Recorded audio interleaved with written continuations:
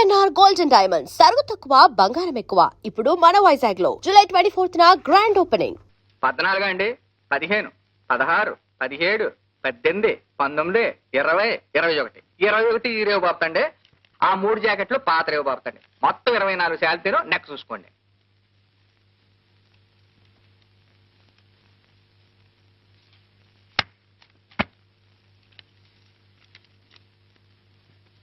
వస్తానండి.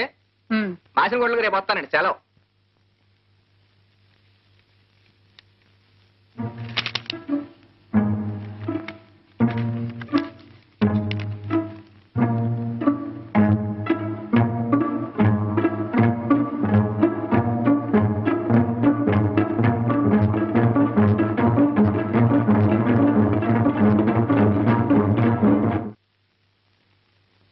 కరుణ, ఇవాళ ఆదివారం చర్చికి వెళదాం. నీ బట్టలు వేసుకో. నాకొద్దు. వేసుకోమంటున్నానా?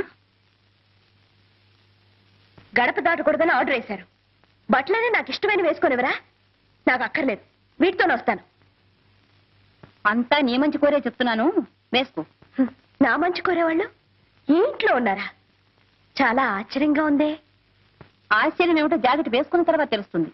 వేసుకో.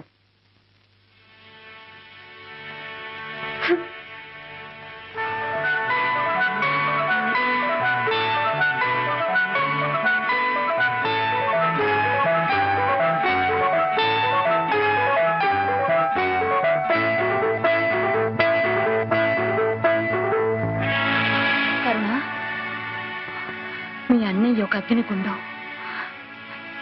నేనే పాపం చేయకుండానే నా జీవితం కాల్చి బూడిచ్చేశాడు. కానీ నిన్నైనా అగ్నికి ఆహుతి కాకుండా కాపాడుకుంటానమ్మా.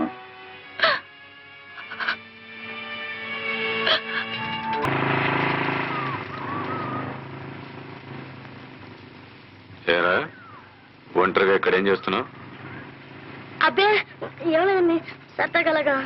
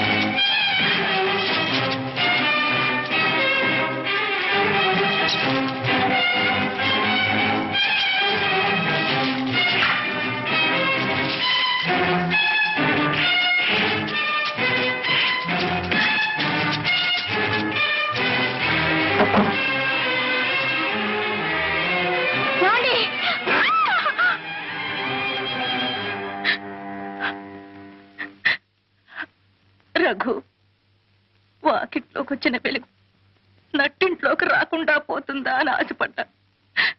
నువ్వు శ్రద్ధగా చదివి పరీక్ష పాస్ అయి మంచి మార్కులు తెచ్చుకుంటే మన కష్టాలు గట్టెక్కుతాయనుకున్నాను. ఏమిట్రా ఇది? రఘు, మాట్లాడలేక మాట్లాడటం లేదా, లేక మాట్లాడకూడదని మాట్లాడటం లేదా?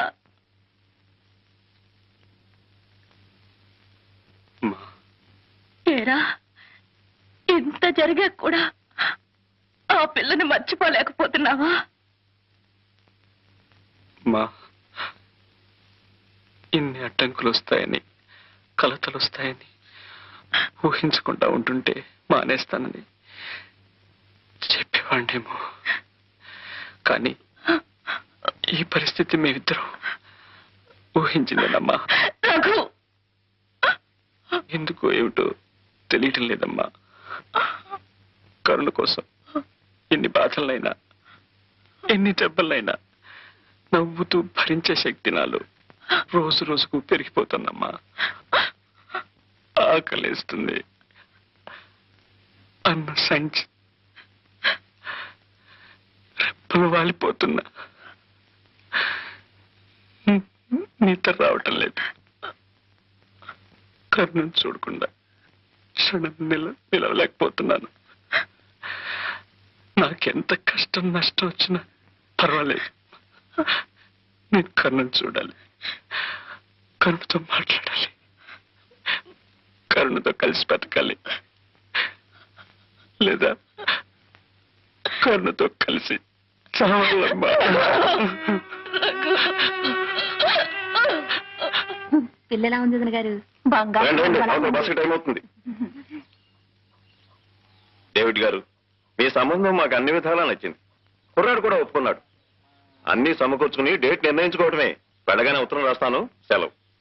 వస్తానండి. దేవుని దృష్టిలో ప్రేమించడమే తప్పైతే ఆ తప్పు తప్ప నేను ఏ తప్పు చేయలేదు ఫాదర్.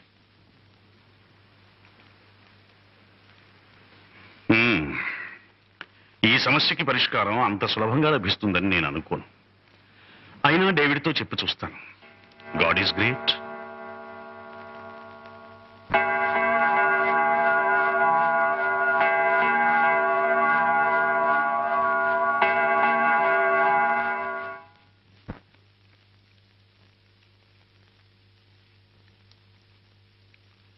అమ్మా శారదమ్మ గారు, సంప్రదాయమైన హిందూ కుటుంబంలో పుట్టిన మీరు ఇలా క్రైస్తవ దేవాలయం ముందు ప్రార్థన చేస్తున్నారంటే, మనసులో బాధ భయం ఉన్నప్పుడు ఏ దేవుడు ఎక్కడున్న దేవుడు అన్న తేడాయో తెలియదు. అందరు దేవుళ్ళు ఒకేలా కనిపిస్తారు, ఆపదలో ఆదుకుంటారనిపిస్తారు. మీ భయం దేని గురించో తెలుసుకోవచ్చా? మీ అబ్బాయిని గురించేగా. దిగులు పడకండి అమ్మా. ఆ యేసు ప్రభు దయ వల్ల అంత సవ్యంగా శాంతంగా జరిగిపోతుంది. ఆ చల్లని మాట చాలండి. ఆ పని యేసు ప్రభు దయ వల్ల జరిగినా సరే, ఏడుకొండలవాడి దయ వల్ల జరిగినా సరే.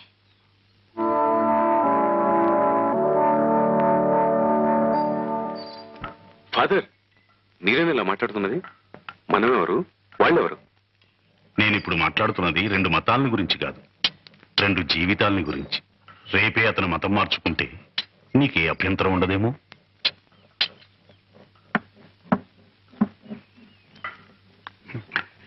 సమాధానం రాదు. ఎందుకంటే ఈ పెళ్లికి అడ్డొచ్చింది కేవలం నీ మతం కాదు, నీ ఆస్తి అంతస్తు. మీరు చెప్పేది సమంజసంగా లేదు ఫాదర్. ఈ పెళ్లి కేవలం నా పరువు ప్రతిష్టల గురించి కాదు, నా చెల్లెలి భవిష్యత్తు గురించి. అది చెప్పాల్సింది నువ్వు కాదు డేవిడ్. చర్చిలో అందరి ముందు ఆ అమ్మాయి. ఆ అమ్మాయి చెప్పాలి, అంతే కదా?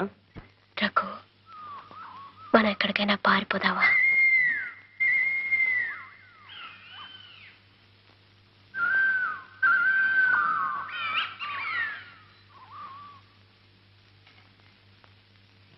మా అన్నయ్య నాకు పెళ్లి నిశ్చయించాడు. మానవత్వం లేని మనుషులకు మన మనసులు ఎలా అర్థమవుతాయి?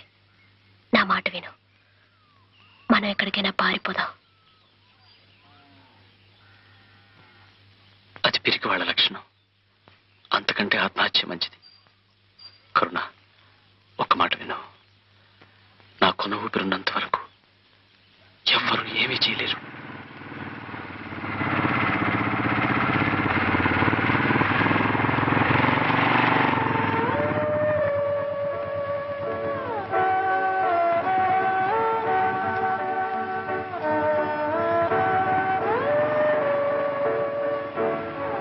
సార్, మాది ఒకే మాట, ఒకే ప్రాణం.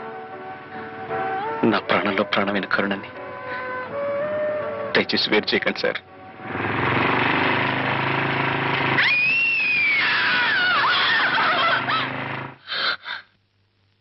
గువ్వ పెట్టల్లా గుండెల్లో పెట్టుకుని నిన్ను అపురూపంగా పెంచానే, ఆ గుండెనే రాబందులా చీల్చి చీల్చి పడేసావు కదే విశ్వాసఘాతకురాలా. 4 రోజుల్లో పెళ్లి పెట్టుకుని నా ఇంటి ముందే, నా కళ్ళ ముందే వాటితో కునుకుతావా? నిన్ను ముక్కలు ముక్కలుగా నరికి పోగులు పెట్టిన పాపం లేదే.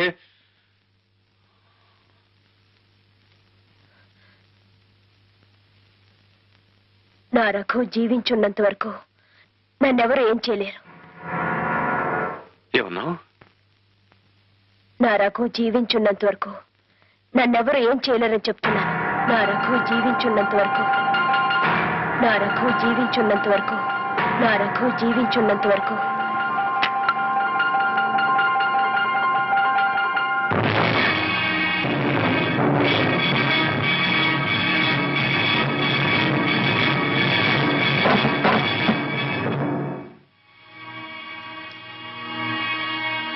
ఎక్కడ వాడు? ఎక్కడ నీ కొడుకు? నువ్వు నా ఇంటికి సంగీత పాఠాలు నేర్పడానికి వచ్చావా? ప్రేమ పాఠాలు నేర్పించి నా చెల్లెల్ని ఒళ్ళో వేసుకోవడానికి వచ్చావా? 4 డబ్బులున్న చోటు కదా నువ్వు హార్మోనియం పెట్టితో తయారై నీ కొడుకుతో ఇష్టం వచ్చేటల్లా ఆడిస్తావా? నా పరువు ప్రతిష్టలతో చెలగటమాడతావా? బాబు గారు, మీరు మాట్లాడేదేమిటో అర్థం కాదు. నీకెందుకు అర్థమవుతుంది? నీ కొడుకును ఊర కుక్కలా పెంచి నా మీదకి ఉసుగులుపుతావా? నా సంగతి నీకు తెలీదు. దిక్కు ముక్కు లేని అనాథలు మీరు. నడివీధిలో కుక్కను కొట్టినట్టు కొట్టిన కిక్కురుమల్లేని చేతకాని వెధవలికి ఇంత పొగరా? ఈ రోజు వాడిని ప్రాణాలతో విడిచిపెట్టిన ఎక్కడ కనిపించినా నిలువులా కాల్చి పారేస్తాను.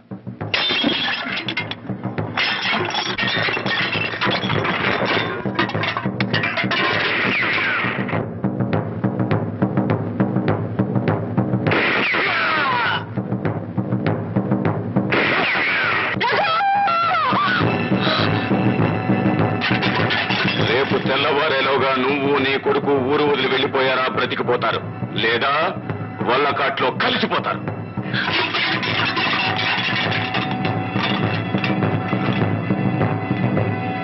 రఘు, రఘు, రఘు, వదిలేదురా, నేను వెళ్ళాలేదునా, నా రఘు చూడాలేదునా, నన్ను వదిలేదునా, ప్లీజ్ నన్ను వెళ్ళి. అయ్యో, నేను వెళ్ళకపోతే అక్కడ రఘుని చంపేస్తారు వదినా, నన్ను వెళ్ళింది వదినా, నన్ను వదిలేదునా, వదిలేదునా. అయ్యో, కాల్చి చంపడం అంత తేలికైన విషయం కాదమ్మా. తుపాకీ చూపెట్టి భయపెడతారేమో కానీ సాటి మనిషిని చంపలేరు. వయస్సులో ఉన్న ఆడపిల్లవు. ఈ వేళప్పుడు గడప దాటడం అంత మంచిది కాదమ్మా. నిన్నెప్పుడు ఎక్కడెలా అప్పగించాలో నాకు బాగా తెలుసు. నా మాట నమ్ము. నేను నీ కొద్దినే కాదమ్మా, తల్లి.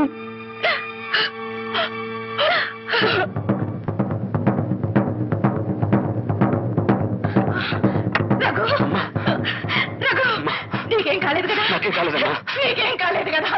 నేను నెత్తి నోరు కొట్టుకుని చెప్పాను, నా మాట విన్నావు కాదు. ఇప్పుడు సాగుకరం కొంటే వచ్చి గోమూలాలుంటుందిరా. రఘు, రఘు, ఈ మానవత్వం లేని మనుషుల మధ్య నుంచి ఎక్కడికైనా వెళ్ళిపోతావురా. అయ్యో, ఇప్పుడు నేనేం చేయను రఘు. నేను నవమాసాలు మోసి కన్నది ప్రాణాలతో బలి ఇవ్వడానికి కాదురా. అయ్యో, నా కాళ్ళు చేతులు మాత్రం లేదు. ఇప్పుడు నేనేం రఘు, ఇలా ఇలా బావికుండు.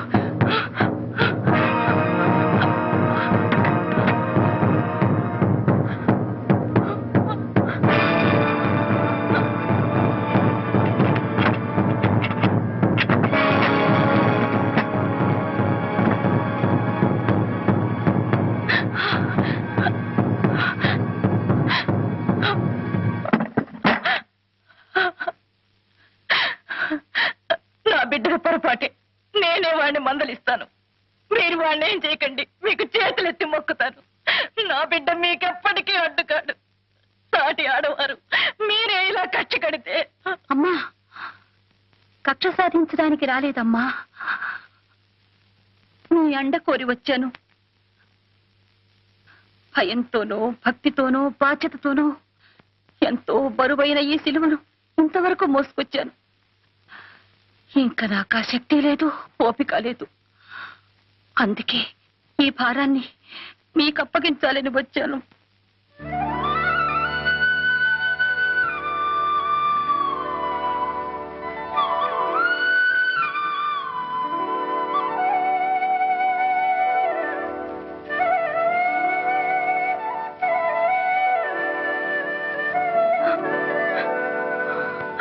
అయ్యో, సారి చీరలతో సాగనంపాల్సిన నా ఇంటి ఆడపడుచును అర్ధరాత్రి పూట దొంగతనంగా దొడ్డు గుమ్మాన సాగనంపాల్సిన గతి పట్టింది. నాకు పెంచిన ప్రేమ మాత్రమే తెలుసు, మీకు పెంచిన ప్రేమ కన్న ప్రేమ రెండూ తెలుసు. మీకు చేతులెత్తి మొక్కుతాను. ఇక నుంచి మా కరుణని తల్లిగా తాకిన, వదినగా సాకిన, అత్తగా ఆదరించిన అన్నీ మీరేనమ్మా. అయ్యో అయ్యో, ఏ ఆధారం లేని అసహాయరాల్ని, అంత భారం నేను మోయలేనమ్మా. భారాన్ని మీ మీద మోపి బాధ్యతలను తప్పుకుంటున్నాను అనుకోకండి. ఈ సమస్యను మనమే పరిష్కరించాలి. పరిష్కారం మన చేతుల్లో లేదమ్మా. ఆవేశపరుడైన నీ భర్త చేతుల్లో వీళ్ళిద్దరూ కలిసి తెచ్చే కంటే విడివిడిగా బతకడమే మంచిది. దయచేసి తీసుకుపోండి. నన్ను పంపేయకండి. మా ప్రాణాలు పోయినా సరే ఇక్కడే పోవాలి. నన్ను పంపేయకండి. నేను వెళ్ళను రఘు, నేను వెళ్ళను.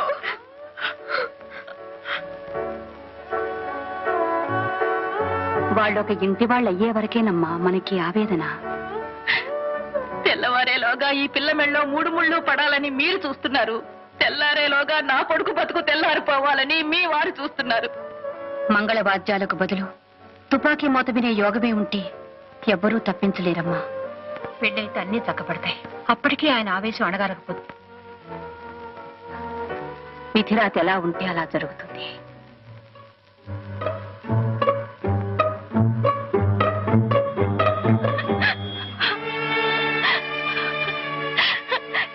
ఏమని దీవించను, నేనేమని దీవించను.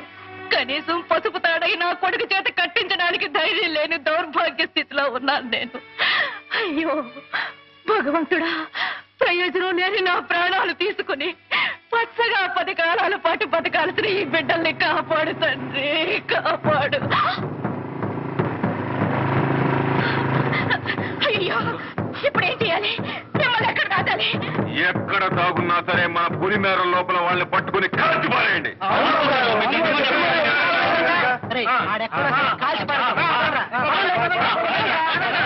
నన్ను కాల్చి చంపినా సరే నేను వెళ్ళను.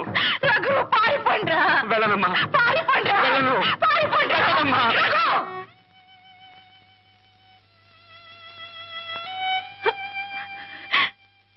నీ ఒక్క ప్రాణం కాపాడుకోవడం ఎలాగరా భగవంతుడా అని నేను అల్లాడిపోతుంటే నన్ను నమ్మి ఇంకొక ప్రాణాన్ని నీకు జత చేసి వెళ్ళిందిరా. రఘు, నా కోసం నీ కోసం కాకపోయినా ఈ పిల్ల కోసమైనా పారిపోరా. వెళ్ళనమ్మా, పారిపోరా. వెళ్ళలేనమ్మా, పారిపోరా. వెళ్ళలేనమ్మా. రఘు, నువ్వు వెళ్ళకపోతే మీ నాన్నగారి మీద కొట్టు.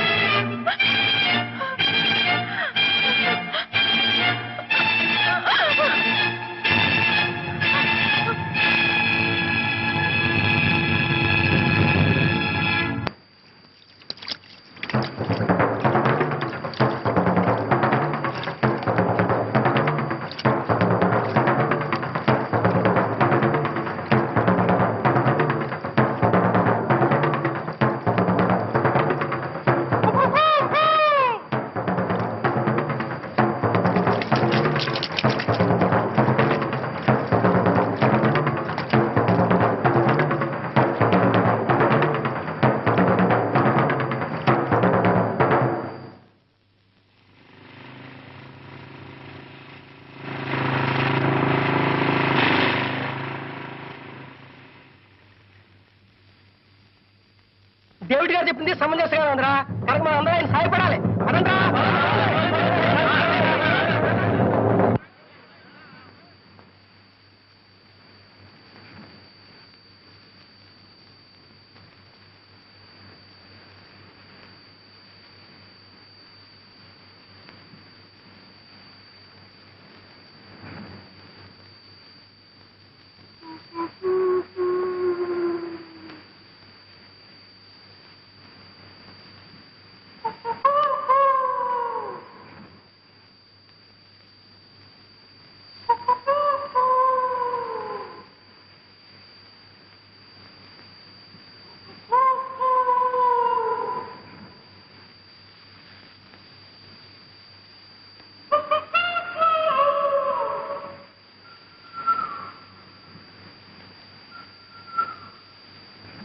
కరుణ, కెరటాల హోరు వినిపిస్తుందా? కుక్కు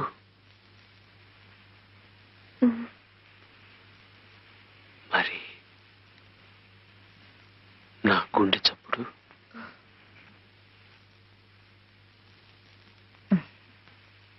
నీ గుండె నాది అయినప్పుడు వినిపించకుండా ఎలా ఉంటుంది?